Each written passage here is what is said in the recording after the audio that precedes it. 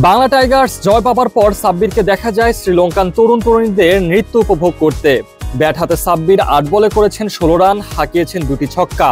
দলের জয়ে অবদান রাখতে পেরে বেশ খুশি তিনি, তাই তো খেলা শেষে করে যাচ্ছিলেন সেলিব্রেশন। এই দিন অবশ্য মোসাদ্দেকের সুযোগ হয়নি একাদশে, তবে বাংলা টাইগার্স এই ফাইনালের মঞ্চে ১০ ওভারের খেলায় ১৩৪ রানের পাহাড় সমান টার্গেট দিয়ে জয় ছিনিয়ে এনেছে। আর জয় ছিনিয়ে আনার পর বিজয় উল্লাস করতে দেখা যায় সাব্বির মোসাদ্দেকদের। বৈশ্বিক কোনো টুর্নামেন্টে একসাথে দুজনে খেলে প্রথমবারের মতো এমন জয়ের দেখা পেয়েছেন সাব্বির ও মোসাদ্দেকেরা। একদিন আগেই সাকিব আল হাসানের দলকে হারিয়ে ফাইনালের মঞ্চে পা রেখেছিল বাংলা টাইগার্স, আর এবার ফাইনালে উঠে আসরের চ্যাম্পিয়ন হয়েছে দলটি। আর এই চ্যাম্পিয়ন হবার দিনে ব্যাট হাতে সাব্বির রেখেছেন বড় অবদান। পুরো আসর জুড়ে মোসাদ্দেকও বেশ বড় আকারে অবদান রেখেছেন দলের জন্য।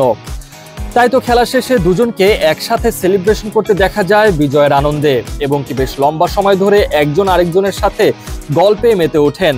বাংলা টাইগার্সের শিবিরে মূলত সাব্বির ও মোসাদ্দেক এই দুজনই হচ্ছেন বাঙালি, তাই তো দলের অন্য সতীর্থদের তুলনায় এই দুজনকে একটু বেশি একসাথে দেখতে পাওয়া যায় সব জায়গায়।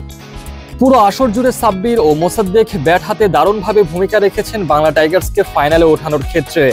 দলের নামের সাথে যেন এই দুই ক্রিকেটারের অবদান বেশ ভালোভাবেই বোঝা গিয়েছে। দুই বাংলাদেশি মিলে বৈদেশিক কোনো টুর্নামেন্টে এইভাবে নিজেদেরকে যে মেলে ধরতে পারবেন তা হয়তো আগে কেউই ভাবতে পারেনি।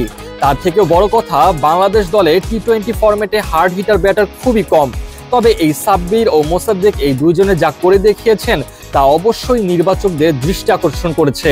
আর যদি আসন্ন বিপিএলে এই দুই ব্যাটার ব্যাট হাতে নিয়মিত পারফর্ম করেন তাহলে বলার অপেক্ষা রাখে না, জাতীয় দলের জার্সিতে আবারও এই দুজনকে দেখার সম্ভাবনা আছে। তবে সেই সম্ভাবনা আপাতত অনেক দূরে। বর্তমানের দিকে তাকালে বেশ ভালো সময় কাটছে এই দুজনের। দল হয়েছে চ্যাম্পিয়ন, এবং চ্যাম্পিয়ন হবার পেছনে দুজনেই রেখেছেন বড় অবদান। এবারে লঙ্কা টি10 লিগে ভাগ্যের চাকা বলতে গেলে দারুণভাবে মোড় নিয়েছে এই দুই ক্রিকেটারের জন্য।